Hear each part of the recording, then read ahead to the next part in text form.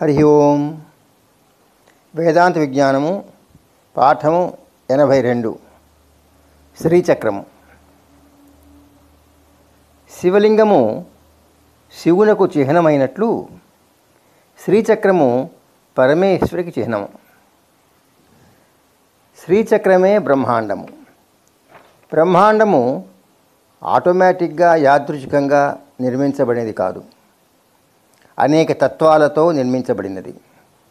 బ్రహ్మాండము ఏ తత్వాలతో నిర్మించబడినదో ఈ శరీరం కూడా ఆ తత్వాలతోనే నిర్మించబడినది.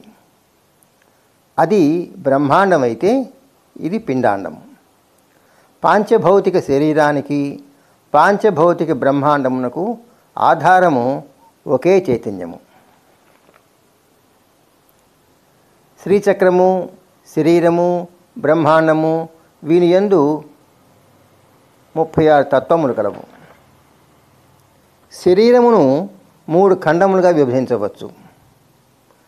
శరీరాన్ని బ్రహ్మాండానికి పోలిస్తే ఈ ఖండాలు, ఒకటి సోమఖండము. మన శరీరంలో అది విశుద్ధ ఆజ్ఞా సహస్రార చక్రాల్లో ఉంటుంది. ఈ ఖండం బ్రహ్మాండంలో మహర్లోకము. 2 సూర్యఖండము.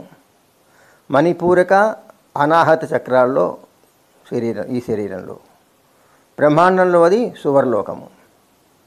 అగ్నిఖండము.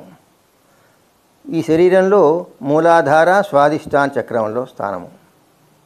బ్రహ్మాండంలో భూహు భోహ లోకాల్లో. బ్రహ్మాండం మంది లోకములనియు పిండాండం నందు కలవు. శ్రీచక్రం. శ్రీచక్రం చూడగానే కొన్ని వృత్తాలు, కొన్ని రేఖలు, కొన్ని కోణాలు, కొన్ని త్రికోణాలు ఒక పద్ధతిలో ఒకదానిలో మరొకటి విడదీయుటకు వీలు కాని విధంగా మిళితమై ఉన్నట్టు కనిపిస్తాయి. అన్నింటికీ కేంద్రంగా ఒక బిందువు కనిపిస్తుంది. అది దేనికి అంటకుండా ఉంటుంది.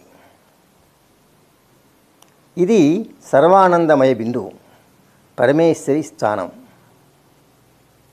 శ్రీచక్రం స్వరూపము కామకళా విలాసమునందు 21 సూత్రము నుండి 31 సూత్రం వరకు వర్ణించబడినది. త్రిపుర సుందరి తేజపుంజము. పరమేశ్వరి అవయములు కిరణ సముదాయ రూపములై శ్రీచక్రమందున్న నవావరణ దేవతా స్వరూపములుగా పరిగణించబడినది. బిందు త్రికోణ వసుకోణ దశార యుగ్మ మన్వస్య నాగదల సంయుత షోడశారం రుత్రత్రయంచ ధరిణీ వదనత్రయంచ శ్రీచక్రమేత దుదితం పరదేవతాయాః.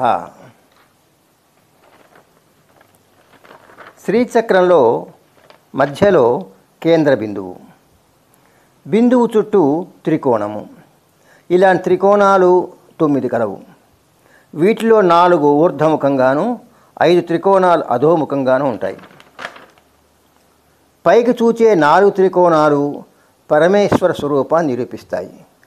క్రిందికి వెళ్ళే 5 కోణములు పరమేశ్వరి నివాసాన్ని సూచిస్తాయి.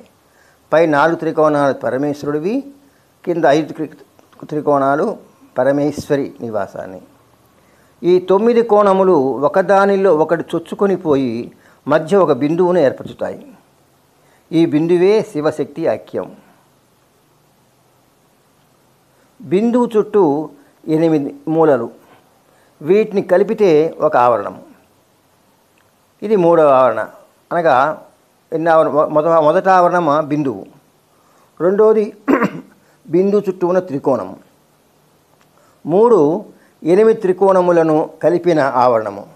దీని వెలుపల 10 కోణాలను కలుపుతూ ఉండేది 4వ ఆవరణము. 5వ ఆవరణలో 10 కోణాలు ఉన్నాయి. ఆ తర్వాత 14 మూలలో మరో ఆవరణ.